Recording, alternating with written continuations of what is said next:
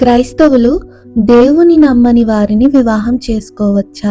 Ruth గ్రంథం నుండి మనం ఏం నేర్చుకోగలము? మంచి ప్రశ్న. అయితే మొదటిగా ఒక చిన్న గమనిక. ఈ వీడియో కేవలం బైబిల్ ని దేవుని వాక్యముగా నమ్మి తమ జీవితాలని ఆ వాక్యానికి లోపరుచుకుని జీవించే వారికి మాత్రమే. ఇది మరి ఏ ఇతర మత విశ్వాసాలను కించపరచడానికి కాదు. ఇప్పుడు ప్రశ్నలోనికి వెళ్దాం. మనం రూతు గ్రంథాన్ని కనుక చూస్తే మొదటి అధ్యాయంలో నవోమికి ఇద్దరు కుమారులు ఉన్నారు, మహలోను, కిలియోను అనేటటువంటి ఇద్దరు. వారిద్దరూ కూడా మోయాబు స్త్రీలని వివాహం చేసుకుంటారు. అయితే అలా వివాహం చేసుకోవడం సరైనదా లేదా తప్ప అని కనుక మనం చూస్తే బైబిల్ గ్రంథం మనకి స్పష్టంగా సెలవిస్తుంది. ఏంటంటే దేవుడు ఇశ్రాయేలీయులకి కొన్ని ఆజ్ఞలు ఇచ్చారు. ఆ ఆజ్ఞల్లో ఒక ఆజ్ఞ ఏంటంటే ఇశ్రాయేలీయులు కాని వారిని ఇశ్రాయేలీయులు వివాహం చేసుకోకూడదు. ఉదాహరణకి ద్వితీయోపదేశ కాండము 7వ అధ్యాయము 3-4 వచనాలు చదువుతున్నాను చూడండి. నీవు వారితో వియ్యమందకూడదు, వాని కుమారునికి నీ కుమార్తెని ఇయ్యకూడదు, నీ కుమారునికి వాని కుమార్తెను పుచ్చుకొనకూడదు, నన్ను అనుసరింపకుండా ఇతర దేవతలను పూజించున్నట్లు నీ కుమారుని వారు మళ్లించుదురు. అందుని బట్టి యెహోవా కోపాగ్ని నీ మీద రగులుకొని ఆయన నిన్ను త్వరగా నశింపచేయును. అలానే కొత్త నిబంధనలో కూడా మరొక వాక్యాన్ని మనం చూస్తాం. అదేంటంటే 2వ కొరింథీయులకు రాసిన పత్రిక 6వ అధ్యాయము 14వ వచనాన్ని చూద్దాం చూడండి. మీరు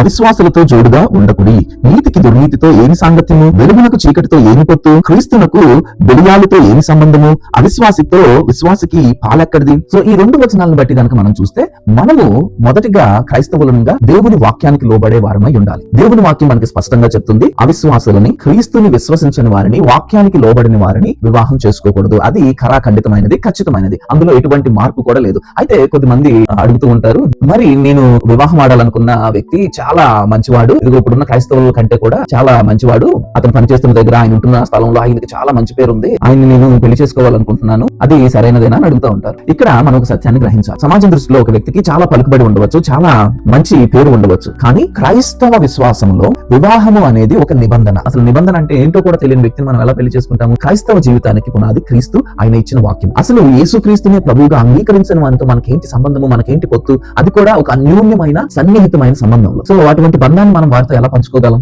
వివాహం అంటే ఇద్దరు వ్యక్తులు కలిసి క్రీస్తు అనే పునాది పైన వారి జీవితాన్ని నిర్మించుకోవడం. ఆ పునాది గనక సరిగా లేకపోతే మనము మన వైవాహిక జీవితంలో ఎన్నో సంఘర్షణలు ఎదుర్కోవాల్సి వస్తుంది. ఉదాహరణ, పిల్లలను పెంచే విషయంలో, డబ్బులు ఖర్చు పెట్టే విషయంలో, నిర్ణయాలు చేసుకునే విషయంలో. విశ్వాసి ఏమో ఇదిగో దేవుని వాక్యం ఎలా చెప్తుంది, ఇలా చేద్దామని ముందుకు వెళ్తారు. అవిశ్వాసి ఏమో లేదు, నా ఇష్టం వచ్చినట్లుగా నేను చేస్తామంటారు. సో ఇద్దరికి కూడా పొత్తు అనేది కుదరదు. కాబట్టి ఇద్దరు కూడా సమానమైన కాడి కింద ఉండాలి. అదే క్రీస్తు అనే కాడి కింద ఉన్నప్పుడు మాత్రమే వైవాహిక జీవితం అనేది చక్కగా ముందుకు వెళ్తుంది. అదే కనుక మనం దేవుని చిత్తానికి వ్యతిరేకంగా పునాది వేస్తే అది మన ఆధ్యాత్మిక జీవితాన్ని నాశనం చేస్తుంది. కాబట్టి పెళ్లి విషయంలో ఎప్పుడూ కూడా వాక్యం దగ్గర రాజీ పడవద్దు. Do not compromise. దేవుని వాక్యానికి లోబడండి. దేవుని కంటే ఎక్కువగా ఎవరిని ప్రేమించవద్దు, దేవుని కంటే అధికముగా దేనిని కూడా కోరుకోవద్దు. అది ఏదైనప్పటికీ కూడా దేవుని వాక్యానికి లోబడేటట్లుగా ఉండేలాగా చూసుకోనండి. మరి అలా చేస్తారా? దేవుడు మిమ్మల్ని దీవించును గాక.